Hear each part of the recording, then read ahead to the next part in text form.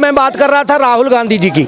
CIA के हाथों में खेल रहे हैं आज राहुल गांधी। CIA के हाथों में जेलेंस्की खेले थे, बर्बाद कर दिया पूरा यूक्रेन। इसलिए मेरे भारत के लोगों को सतर्क रहना होगा राहुल गांधी से। अगर ऐसा आदमी देश का PM बन गया तो देश को बर्बाद कर देगा। इसलिए राहुल गांधी जो है देश को वही बांटने वाली स्थिति में ला रहे, लड़ाने वाली स्थिति में ला रहे, जबकि भारत इस टाइम एकमुठ होकर तरक्की कर रहा है। ये चीज विदेशी शक्तियों को अच्छी नहीं लग रही और वो अपने इन लोगों के थ्रू वो अपनी गेम खेल रहे हैं। हाँ, मैं तो एक चीज कहना चाहता हूँ राहुल जी को और कांग्रेस पार्टी को, भाई आपको विदेश में जाके अपनी देश की बुराई करने की क्या जरूरत है भाई? आपका अगर मतभेद है या बीजेपी से अगर इतना वो दुश्मनी है, वो अपने क्या नाम है चुनाव में लड़के दिखाओ, उससे लड़के दिखाओ अपने आगे। विदेश में जाके अब अपने देश का कीचड़ उछाल लो जाके, मोदी नहीं ये कर रहा, मोदी न वो कर रहा, संविधान खतरे में है। किस बात की राजनीति है भाई? पहली बात तो ये आप रिपीट जो आपका पैराग्राफ है ना, कोई आपके लिखता उसमें बोल देते हो। आपका खुद सोच जो है कभी आज तक बोला ही नहीं अपने मन की बात को राहुल जी ने। कभी अगर आप बोल के देखना शांति में बैठ के क्या मैं किस मुद्दे में बात कर रहा हूँ और देश को तोड़ने की बात मैं कर क्यों रहा हूँ। आप जिसके साथ खड़े हुए हो वो पाकिस्तान में गुनगुनाते हैं, उनके साथ आप खड़े होकर फोटो खिंचवा रहे हो, तो शर्म आनी चाहिए आप कांग्रेस पार्टी। आपने करा क्या अभी तक भारत देश के लिए? और अभी आपको याद आ रहा है आपने कहा करा क्या? 70 साल से आप ही लोग आरोप लगाते हो कि 70 साल कांग्रेस ने शासन किया। अरे देश आजाद हुआ था, क्या था देश के पास? अगर सिस्टम व्यवस्थित हुआ तो गलत क्या है भाई? मैं पत्रकार तरफ से कांग्रेस को कैसे पत्रकार महादेव आपसे कहना चाहता हूं, मैं सिर्फ गांधी परिवार के से आज़ादी देश को नहीं मिला है। हमारे सुखदेव आजादी मिला, सबका योगदान था, लेकिन जब देश आजाद व्यवस्था टाइटल तो गांधी जी के परिवार को लग रहा है ना। क्या उन्होंने देश को आजादी दिलाने में सबसे महत्वपूर्ण भूमिका निभाई है?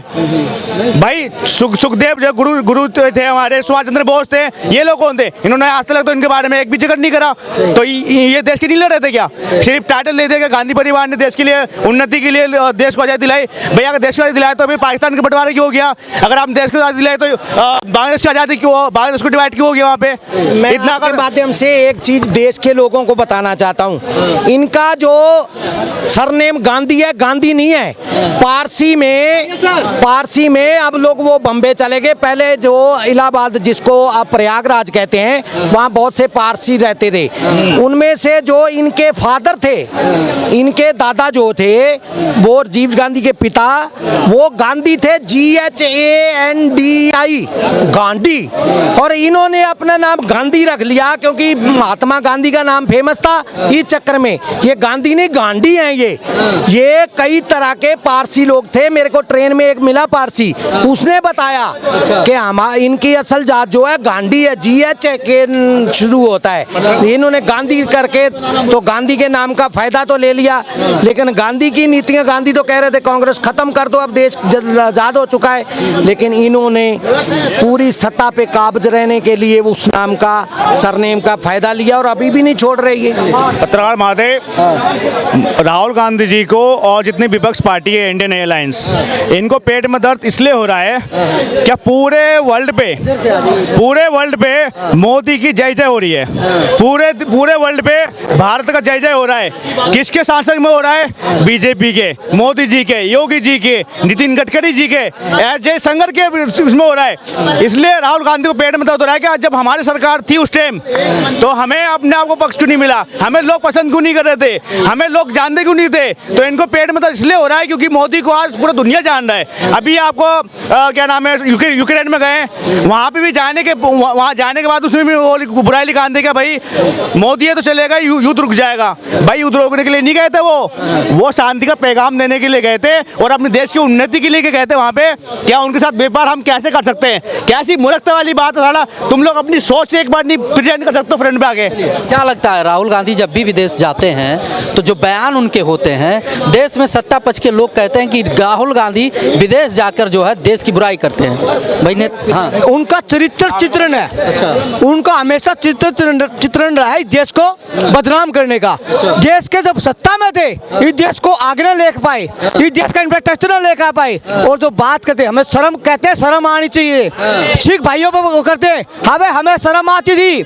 इस देश के प्रधानमंत्री और तुम्हारा नेता और जो बड़ा शास्त्री था डॉक्टर मनमोहन सिंह, उनकी पगड़ी जहाँ बैठकर आप बात कर रहे हैं उसी अमेरिका ने आपके हमारे देश के प्रधानमंत्री पगड़ी उठा दी, यहाँ के जनता ने आक्रोश दिखाया, वहाँ पे मौन रहे। आज बात करते सिखों पर, इन्होंने सिखों का नरसंहार 84 में किया, और सिखों का बात करते जब कोरोना काल आया, यही सिख पूरे देश में 2% है, लंगर लगाए, अस्पताल खोले, ऑक्सीजन वैन लगाई, तो ये बात करते हैं कभी देश का सम्मान ना कर पाए, और देश का मान सम्मान बढ़ता हुआ इनके पेट में दर्द होता है। और ये कांग्रेस का चरित्र चित्रण रहा है, 50 साल देश में सत्ता में भोगी, इस देश के युवा याद ना है, किसान याद ना है, और कभी भी डेवलपमेंट की बात नहीं, ऐसा इनका चरित्र चित्रण है। इसीलिए कांग्रेस को तीसरी बार इस देश की जनता ने 99 पे अटकाया है।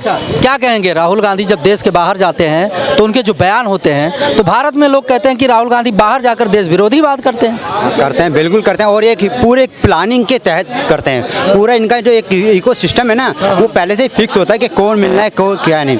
ये राहुल गांधी जब भी बाहर जाते हैं, क्या इनको अच्छे लोग नहीं मिलते? क्या सारे वही लोग मिलते हैं, क्या नाम है, जो देश विरोधी बातें करते हैं, भारत के एंटी रहते हैं? क्या वही में इलियाना उमर है ना, वही जो उनकी सांसद है, अमेरिका की जो नेता है, क्या नाम है, वो उन्होंने धारा कश्मीर की जो धारा 370 उसका विरोध करा था, 35A का विरोध करा था।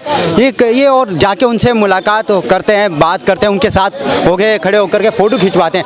और यही राहुल गांधी क्या नाम है, जब भारत डोकलाम मुद्दे पर आमने सामने थी भारत की और चाइना की सेना, और यही राहुल गांधी क्या नाम है, दूतावास में जाकर के उनसे क्या मीटिंग करते हैं, क्या बातचीत करते हैं। तो ये जो भारत को तोड़ने की है ना, अंदर अंदर प्लानिंग चल रही है। ये मैं 2 शब्द में बोलूँगा मोदी जी के लिए।